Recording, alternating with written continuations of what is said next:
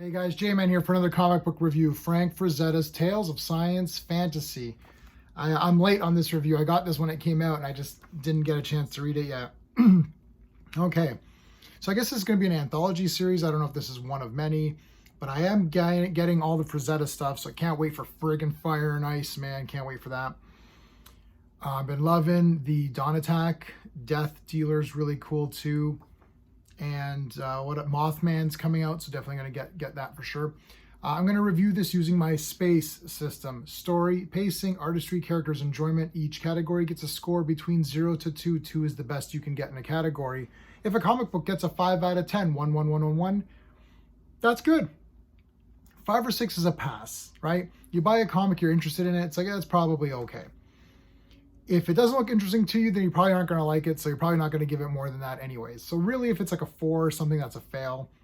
7 or 8 is good, right? Like, if a comic that's worth buying should be a 7 or an 8 at least. 9 or 10's like, hell yeah, right? So I'm going to review this versus itself and other Frazetta titles. So I'm not comparing this to The Dark Knight Returns or something like that. I'm not comparing this to Golden Age Superman comics. Like, like if I give this a 10 out of 10, I'm not saying that this comic that I hold in my hand is better than any of those other great comics. This is not better than Watchmen. That's not how I'm reviewing it. Watchmen's a 10 out of 10 if you didn't know.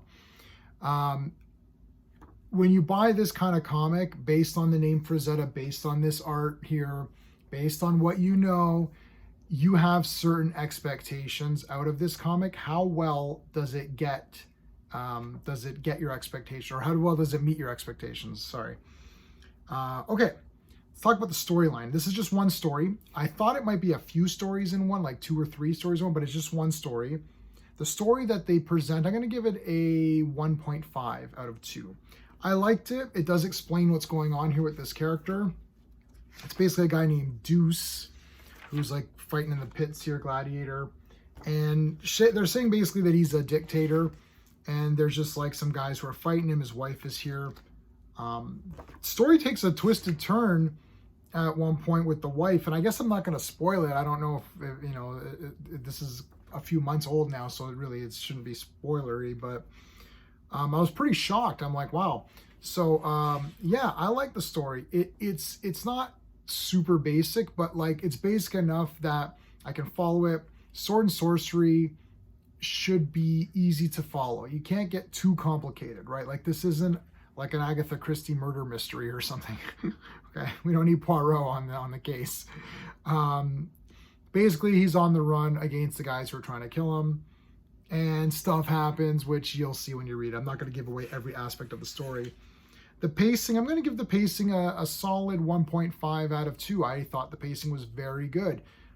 There's some action. You get a little bit of story. I would have liked to have a little bit more action from a sword and sorcery book.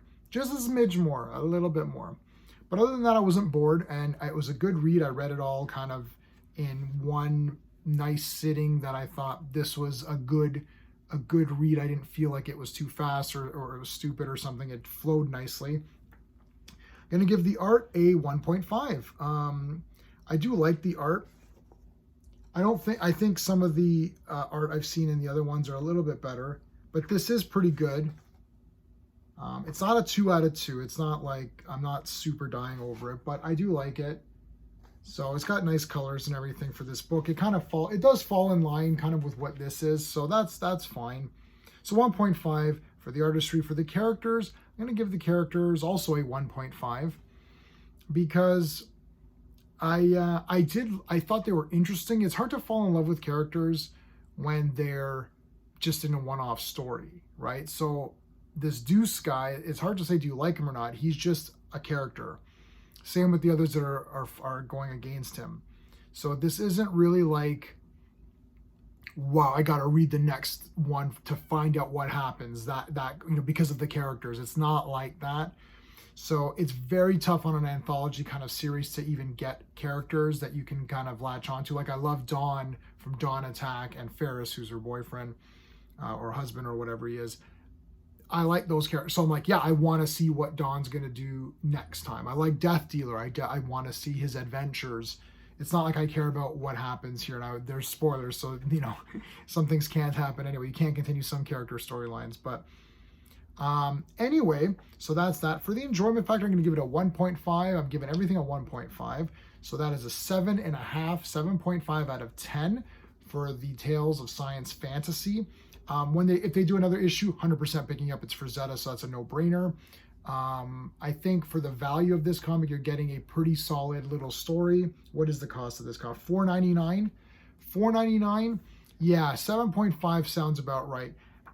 I think this maybe should have been $3.99, and that would have made maybe a few less, because a lot of pages here are just advertisements, and they don't, there's, you know, maybe lose a couple of those, put in a couple of pages of action, and, you know, maybe it increases the value a little bit of what you're getting for your money.